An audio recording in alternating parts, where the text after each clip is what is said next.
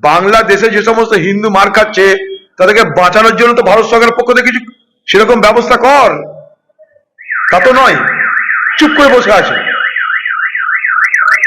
আর এখান থেকে মাঝে মাঝে হাসিনা একটা করে ভাষণ দিচ্ছে, পরিস্থিতি কি আরো অগ্নিগর্ভ হচ্ছে। ভারতের বিরুদ্ধে গোটা বাংলাদেশের মানুষকে, ভারতের বিরুদ্ধে গোটা বাংলাদেশের মানুষকে খেপিয়ে তুলছে সেখানকার সরকার এবং সেখানকার কট্টরপন্থীরা, নিশানা করছে শেখ হাসিনাকে। আর সেই শেখ হাসিনা প্রতিদিন এখান থেকে ভাষণ দেবে, এটা হওয়া উচিত নয়। ভারত নামক রাষ্ট্রের এইভাবে মদত করা উচিত নয় বলে আমি মনে করি। কারণ গোটা বাংলাদেশে শুধুমাত্র হিন্দু হওয়া নয়, ভারতীয় হওয়া এখন অপরাধ। বাংলাদেশের পরিস্থিতি এমনই অগ্নিগর্ভ যে সেখানে শুধু হিন্দু বলে নয়, ভারতীয় পরিচয় দেওয়াটা অপরাধ হয়ে গেছে। এই সরকারের কি বিদেশ নীতি? পশ্চিম ভারতবর্ষের আজকের মোদী সরকারের বিদেশ নীতির কোথায় সাফল্য?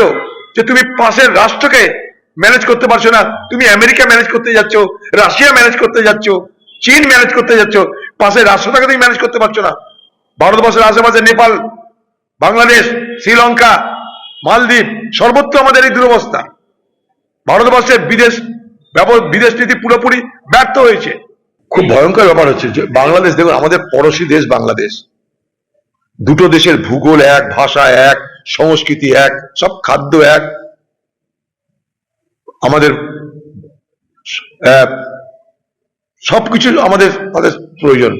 একটা দুজনের সঙ্গে, দুটো দেশের মধ্যে আমাদের 4000 কিলোমিটারের বর্ডার, ভাবতে পারেন? তো সেই জায়গায় দাঁড়িয়ে আজকে যে বাংলাদেশের পরিস্থিতি উত্তপ্ত হচ্ছে, বাংলাদেশের আজকের সরকার তারা পাকিস্তানের আইএসআর নির্দেশে পরিচালিত হচ্ছে। তাদের একটাই লক্ষ্য, ভারত সরকারের বিরুদ্ধে বৈরতা সৃষ্টি করো। এতে পাকিস্তান হাসছে দূর থেকে।